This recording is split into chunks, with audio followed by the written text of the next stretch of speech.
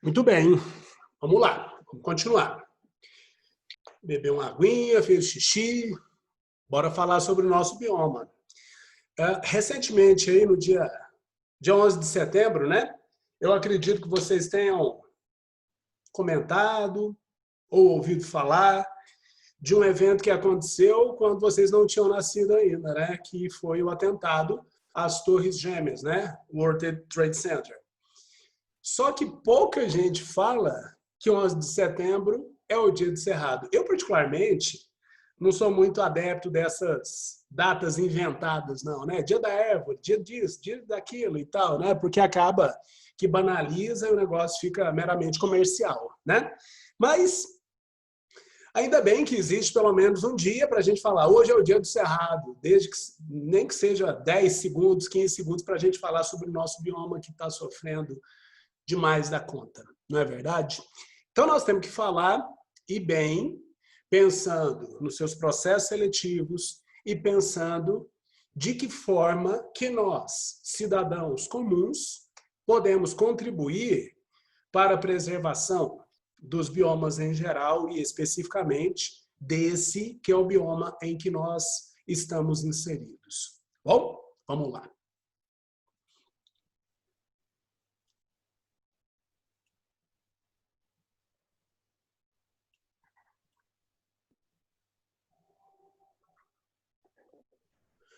Então, muito bem. Como a Ana Luísa já havia dito, cerrado significa fechado, com C, né? Então, a formação original, vamos dizer assim, do cerrado, de acordo com os dados geológicos, é um tipo de formação que a gente chama de cerradão, que vai aparecer um slide para frente aí, que é um tipo de mata, tá? Mas, como eu já havia dito, sei lá, 3, 4 vezes, o cerrado ele é bastante heterogêneo. Mas antes de nós falarmos sobre as características particulares do cerrado, vamos falar de uma forma mais geral, né? Olha só, o cerrado é o segundo maior bioma do Brasil, né? Em termos de extensão, só perde para a Amazônia, tá? E ele ocupa, repito, de acordo com a sua distribuição original, cerca de 24% do território nacional. Então, é um bioma bastante extenso e que faz conexão com praticamente todos os outros biomas, né? Não tem uma conexão direta com os campos sulinos ali, né? Mas você percebe que existe uma conexão com todos os outros grandes biomas, né? E, evidentemente, então, nós poderíamos encontrar diversas áreas de transição, que são áreas denominadas ecótonos ou ecotonês, em que há um mix de biodiversidade. Então, se a gente marcar uma área mais ou menos aqui assim, ó, aqui, certamente, a diversidade biológica vai ser altíssima, porque a gente encontraria elementos amazônicos e elementos de cerrado também. Da mesma forma, em todas as áreas de transição, né? Cerrado Mata Atlântica, Cerrado Pantanal, Cerrado Caatinga, tá bom? Então, é um puta bioma em termos de extensão biogeográfica, né? E faz conexão, como eu já havia dito na aula anterior, conexão entre os grandes biomas do Brasil.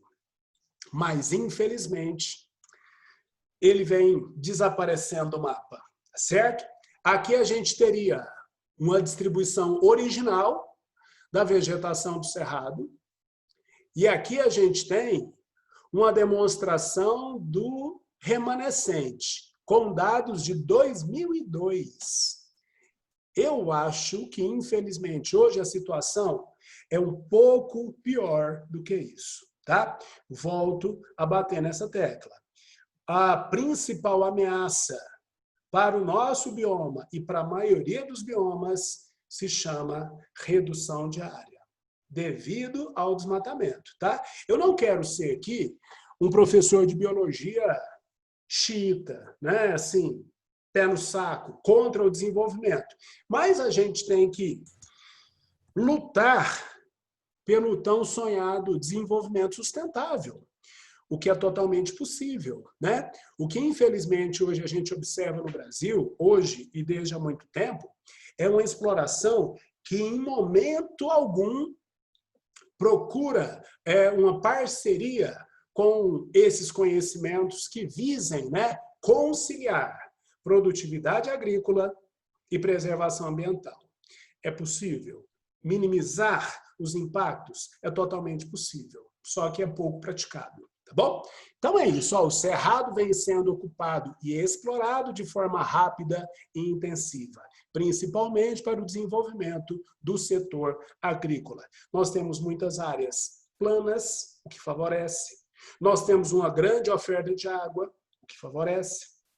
E a posição geográfica, que eu já falei várias vezes, que facilita o escoamento, né? Então, essa combinação de fatores faz com que o cerrado esteja assumindo o mapa gradativamente. Esses dias para trás, eu estava lendo um livro de biologia, e falava lá a importância do cerrado. Propiciar, como é que ele falou lá? Não lembro muito bem o verbo, mas é como se fosse assim, oferecer extensas áreas para a produtividade agropecuária. É lamentável que a gente encontre isso no livro de biologia. Importância do cerrado. Ofertar áreas para exploração agrícola e pecuária. Eu entenderia se a gente estivesse falando em um outro contexto, né? Um livro de economia, talvez, mas de biologia, complicado, né? Vamos lá, então. Ó. Ainda nesse contexto, né? Eu acho que é de conhecimento de todo mundo, que o cerrado, ele, sim, se destaca imensamente nesse quesito, tá? De ser explorado imensamente na produção agrícola e pecuária, tá? Onde nós vamos encontrar cerca de 25% da produção de grãos no cerrado e cerca de 40% da produção de carne, né? E aí, economicamente falando, tudo bem, interessante, tá? Mas os impactos ecológicos, evidentemente, são muito grandes. Muito bom. O que eu tentei deixar claro e cristalino para vocês é que o bioma cerrado não é homogêneo. Ele, na verdade, é muito heterogêneo. Um termo que eu usei na aula passada e que a gente encontra nos livros. O cerrado pode ser considerado um mosaico vegetacional, ou seja, ele apresenta características das mais diversas. Então, nós vamos encontrar formações totalmente abertas, formações campestres, com a predominância nítida de vegetação rasteira, vegetação herbácea, vegetação graminosa. Nós temos uma formação parecida, em que há uma predominância de vegetação rasteira, herbácea, porém, com a presença de alguns elementos arbustivos, né? Alguns arbustos e talvez até árvores de pequeno porte, não é?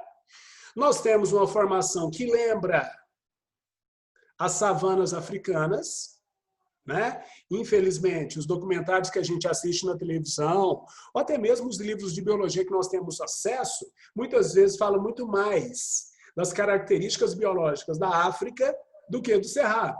Então, quando se fala de savana, o nosso cérebro automaticamente pula o Atlântico. Nós vamos para a África. Mas nós temos savanas aqui também. Nós temos formações savânicas no Cerrado. Tá bom? Em que há a presença de uma vegetação rasteira, né? Uma vegetação herbácea, graminosa, mas nós vamos encontrar também árvores de pequeno porte, com características clássicas, né, tortuosas, cascas espessas, o que nos diz, né, que o fogo é um elemento importante nessa formação. Nós temos uma formação de campo que tem uma particularidade desenvolvida, né, em afloramentos rochosos, E nós temos as formações que lembram florestas, certo? Tudo isso no Cerrado. Nós temos florestas secas, ou seja, florestas que não estão associadas a cursos d'água, tá? E florestas associadas a cursos d'água. Eu tenho certeza que todos vocês já ouviram o termo mata ciliar, né? Mata ciliar a gente pode encontrar em qualquer bioma, inclusive no Cerrado. Essa aqui é a mata ciliar. Essa aqui é a mata de galeria. Tem diferença, professor, entre mata ciliar e mata de galeria? Tem diferença.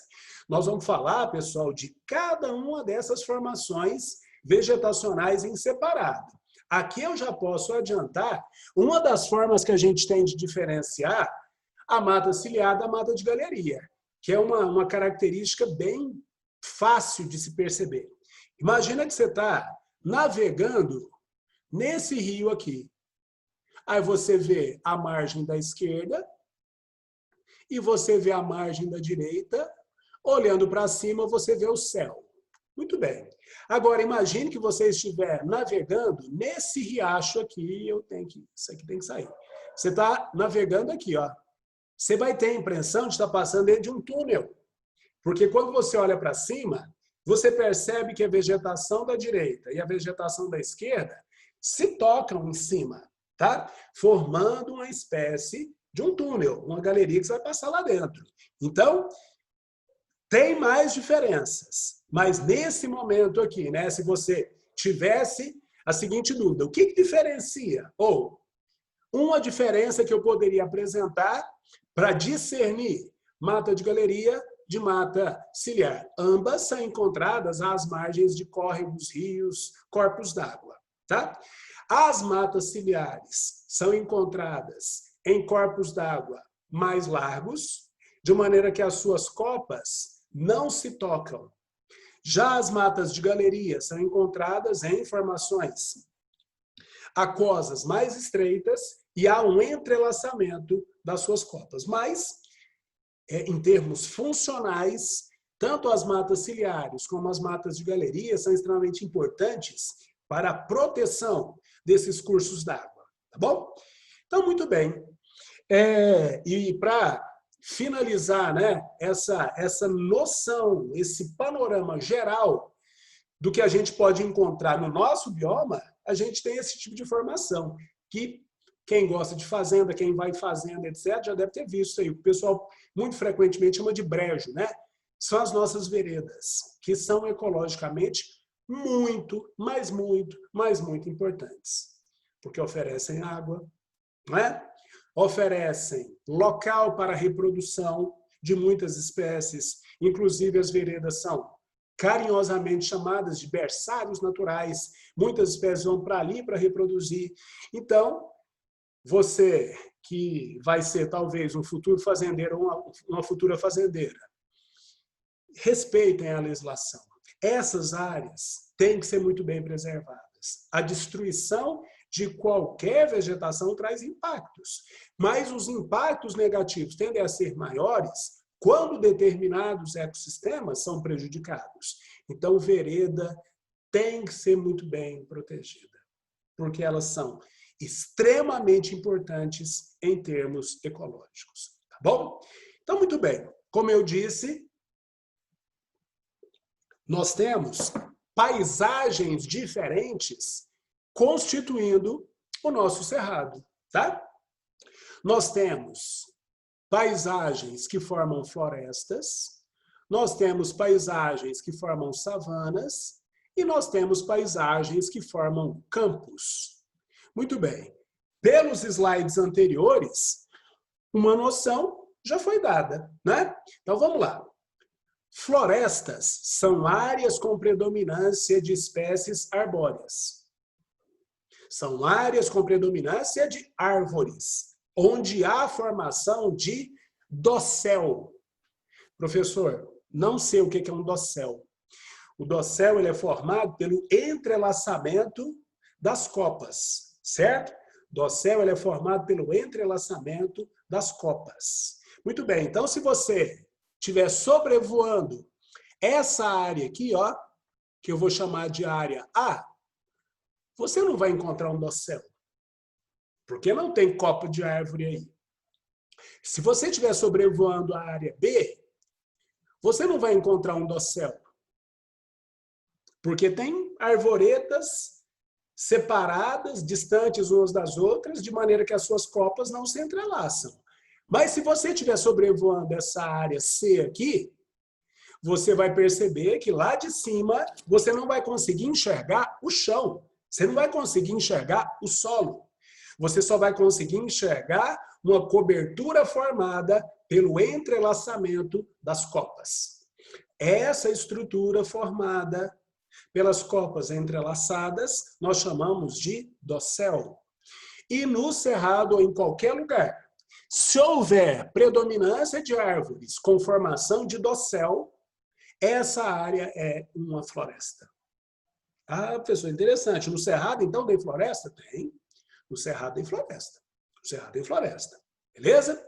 Então é isso. Ó. Isso aqui é o que estava escrito no slide anterior, na forma de imagem, tá? Então essa foto foi retirada de cima de uma formação florestal.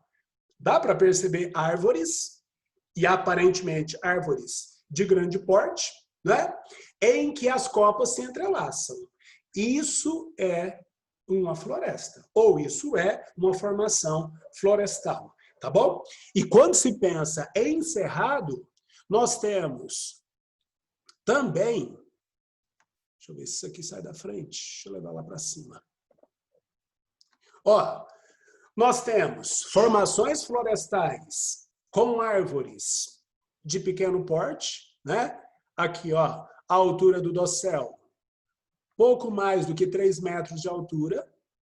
Mas nós temos, no cerrado, né? Formações florestais de árvores de grande porte, né? Que podem chegar a 20, 30 metros de altura. Tá bom? Beleza. Ó, as savanas, essa aqui é uma imagem, né? Que nos lembra muito os filmes da biodiversidade da África, né? Então, são áreas com árvores e arbustos espalhados sobre um estrado graminoso. Então, o que mais uma vez, estrato com S, camada, beleza? O que predomina? Gramínea. Certo? Mas nessa formação predominantemente graminosa, nós temos árvores de pequeno porte e arbustos, sem formação de um dossel contínuo, né? Sem a formação daquele entrelaçamento que abrange várias extensões, certo? Muito bem. E por último, os campos. Nos cerrados, então, ó, vai concatenando as ideias. Nos cerrados, nós temos formações florestais, aquelas em que nós vamos encontrar um predomínio arbóreo, uma predominância de árvores que formam um dossel, que pode ser contínuo ou descontínuo. Nós temos uma formação savânica, em que há presença de um estrato herbáceo, um estrato graminoso, porém, também, árvores de pequeno porte e arbustos espalhados na vegetação. E nós temos os campos, certo? Que é muito fácil, eu acho que é mais fácil ainda da gente ter noção do que é. Designa áreas com predomínio de espécies herbáceas e algumas pouquíssimas espécies arbustivas, né? Isso que você está vendo aqui é um pequeno arbusto, isso que você está vendo aqui é um pequeno arbusto, mas há um predomínio de uma vegetação rasteira, de uma vegetação graminosa. Então, essa área aqui é uma área de campo, essa área A. Essa área ao fundo aqui, essa área B, está mais com cara de uma formação savânica, né? Eu vou até colocar uma linha pontilhada separando aqui, né? Essa linha pontilhada estaria na transição, estaria no ecótono, né? Numa transição de uma área campestre para uma área savânica, beleza? Muito bem. Então, nós vamos falar um pouquinho sobre essas 3 formações, certo? Sobre os campos, sobre as savanas e sobre as florestas. Muito bem. Os campos encontrados no cerrado podem ser de diferentes tipos. Dá uma olhada. Campo limpo. O nome, pessoal, é autoexplicativo. Campo limpo. Então, vai ter um predomínio da vegetação herbácea, o que é característico de qualquer campo. Certo? E ou não existem arbustos, ou esses arbustos são encontrados numa densidade baixíssima, certo? Pode ser encontrado em diversas posições topográficas, diversas posições em relação ao relevo, com diferentes variações de grau de umidade, profundidade e fertilidade do solo. Professor, essa última informação e esse último tópico, eu não sei se eu entendi, não. Então, dá uma olhada aqui, ó. Presta atenção. O lençol freático, ele pode estar mais profundo ou mais superficial. E é ele que vai estar relacionado, claro, à umidade do solo. Certo?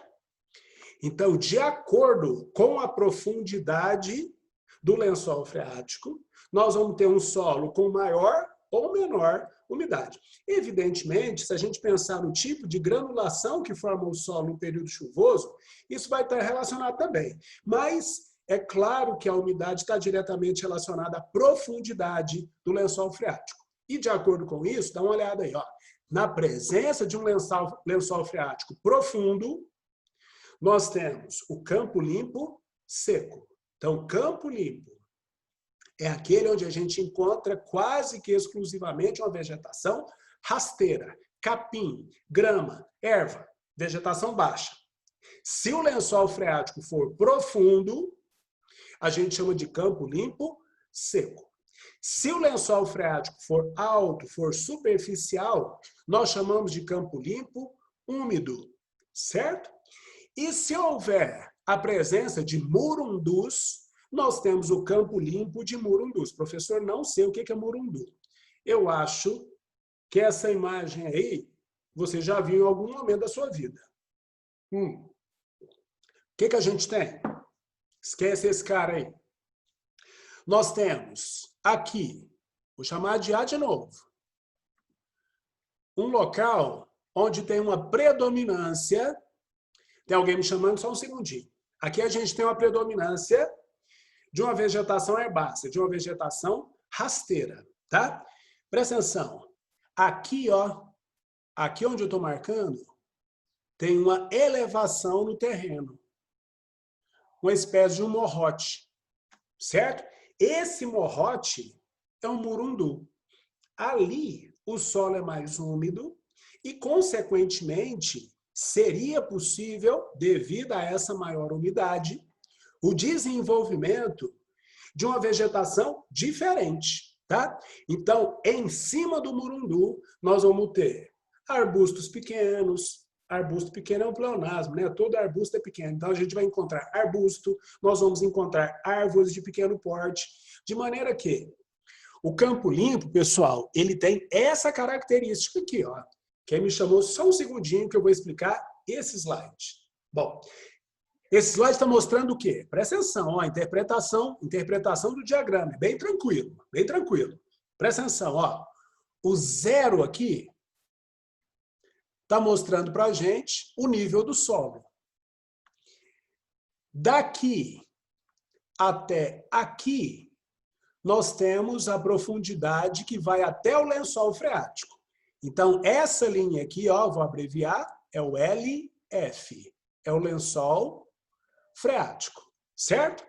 Então, no campo limpo seco, o lençol freático é relativamente profundo, tá? Então, na representação desse slide, o campo limpo seco iria desse ponto até esse ponto. Muito bem. O campo limpo úmido vai apresentar um lençol freático mais próximo da superfície, certo? Então, se a gente chamar aqui, ó, essa distância de D E essa distância de D', evidentemente, D' é bem menor, tá? Então, o lençol freático no campo limpo úmido fica muito mais próximo à superfície. Só um segundinho. Ó, duas perguntas que me mandaram no privado. Sandro, os campos limpos, eles são limpos naturalmente, né? Partes que foram desmatadas pelo homem para a criação de gado, por exemplo, são consideradas campo limpo também? Ó, excelente a pergunta da Maria Eduarda. Eu vou até sair do compartilhamento aqui para olhar na carinha de vocês. Ó, a pergunta da Maria Eduarda, que nem todo mundo está vendo, e eu vou ler para vocês. Sandro, os campos limpos são naturais, né? Partes que foram desmatadas pelo homem para a criação de gado, por exemplo, elas são consideradas campo limpo também? Então, a pergunta dela, muito bem elaborada, muito bem elaborada. Professor, o campo limpo, ele é natural? Ela está me perguntando. E a resposta é, o campo limpo é natural. Mas olha a pergunta dela, olha a pergunta dela. Uma área que foi desmatada pelo homem para a criação de gado, por exemplo, ou para qualquer outra coisa, se ela for se recuperar, ela vai passar por essa fase ou por esse estágio? Sim. Então, Maria Eduarda, o campo limpo, ele pode ser encontrado, sim, em uma área de recuperação. E aí a gente volta um pouquinho no tempo em um assunto que a gente estudou recentemente, que foi sucessão ecológica. Nessa situação que ela está propondo, uma área que foi desmatada para a implantação de pastagem, por exemplo, e que, com o passar do tempo, começa a se recuperar. Essa área, então, vai passar por aquelas fases da sucessão ecológica secundária. Em um determinado momento, o que a gente vai encontrar? Um predomínio de uma vegetação rasteira, graminosa, com alguns arbustos. 6 meses depois, nós temos menos gramíneas, um pouco mais de arbustos e depois pequenas árvores. Alguns anos depois, nós temos uma floresta, indicando que essa paisagem de campo limpo, ela pode ser natural, sim, mas ela pode ser decorrência de uma área que foi desmatada, que está se recuperando. Maria Eduarda, conta para mim, se você entendeu o que eu disse.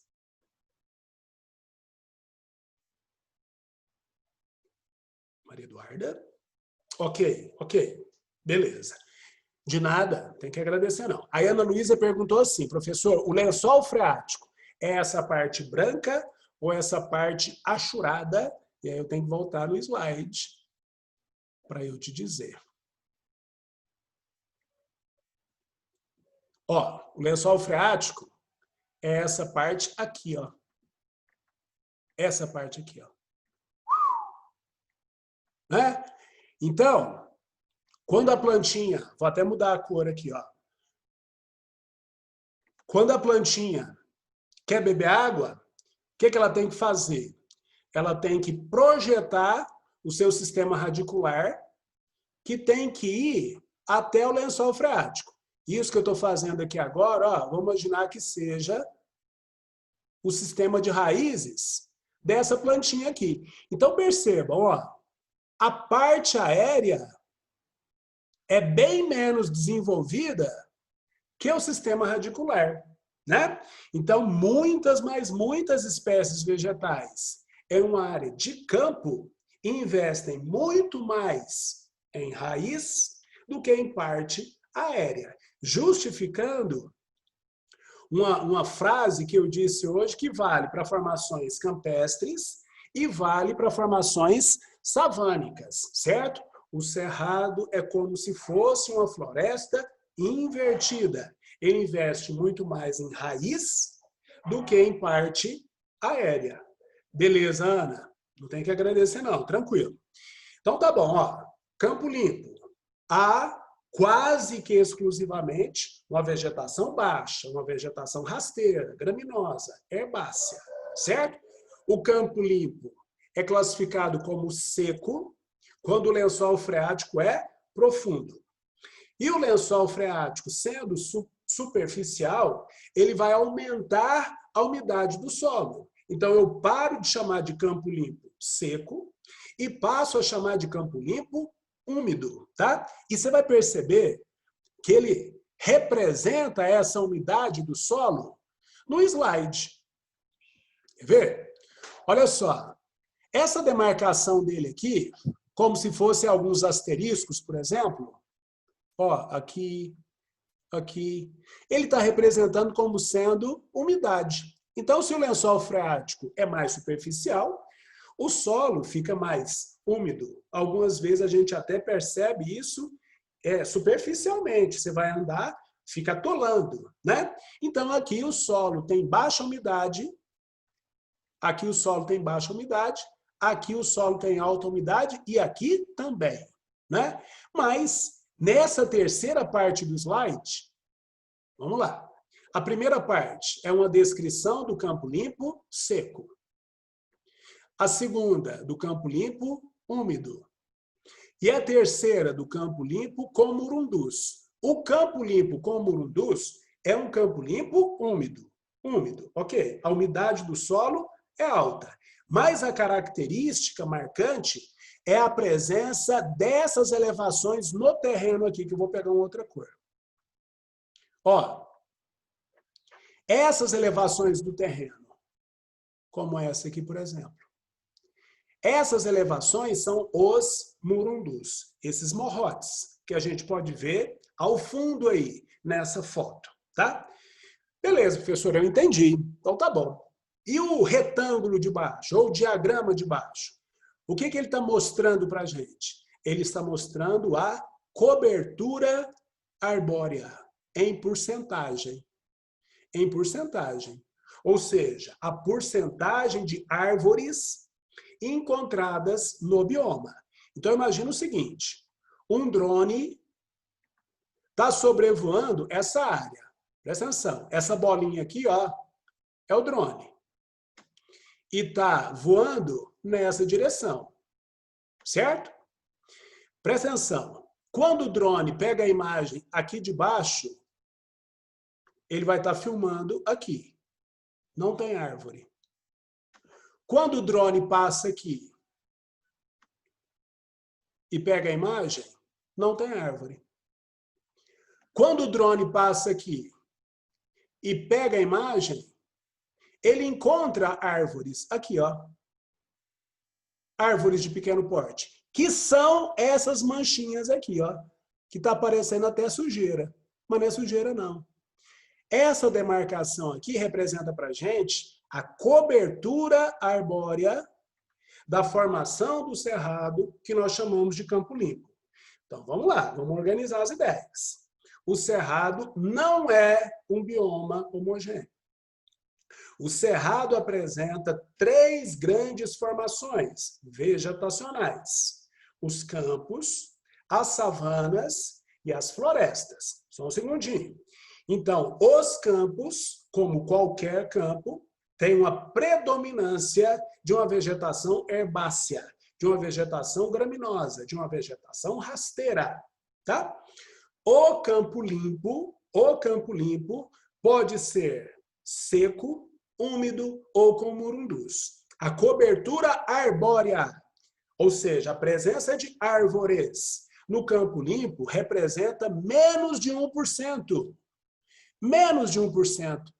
E essas árvores são encontradas basicamente nas regiões que contêm murundus, que são essas elevações do terreno, onde a umidade é mais alta e, consequentemente, pode haver o desenvolvimento de uma vegetação não graminosa, tá? Beleza? Felipe está me perguntando aqui. No campo limpo, com murundu, prevalece a estrutura radicular axial, mas aí falou bonito, hein?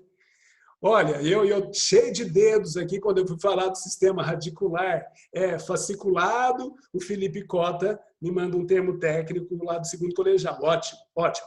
A pergunta dele. No campo limpo com murundu, prevalece a estrutura radicular axial? Não, Felipe. Não, Felipe, olha só. Se é campo limpo, Felipe, não interessa qual é o campo limpo. É campo. Se é campo, qual é a vegetação predominante? É a vegetação rasteira, a vegetação graminosa, que tem predominantemente um sistema radicular fasciculado ou em cabeleira, que é aquele tipo de raiz que a gente encontra em gramíneas em geral.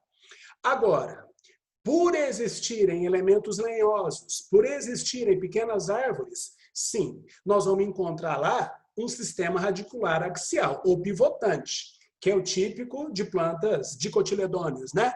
Mas, Felipe, não significa que seja o sistema radicular prevalecente, predominante, tá? Então, no campo limpo seco e no campo limpo úmido, a gente praticamente não encontra esse sistema radicular. Nós vamos encontrar no sistema comum luz, mas ele não é o predominante, ele não é o mais encontrado, porque sendo um campo, a vegetação predominante é a vegetação rasteira, tá bom? Muito bem.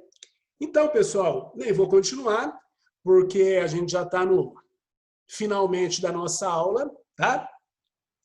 Muito obrigado pela atenção de vocês, muito obrigado pela participação, ótimo. E aí, na semana que vem, a gente continua com a caracterização do nosso bioma, que é o bioma cerrado, tá bom?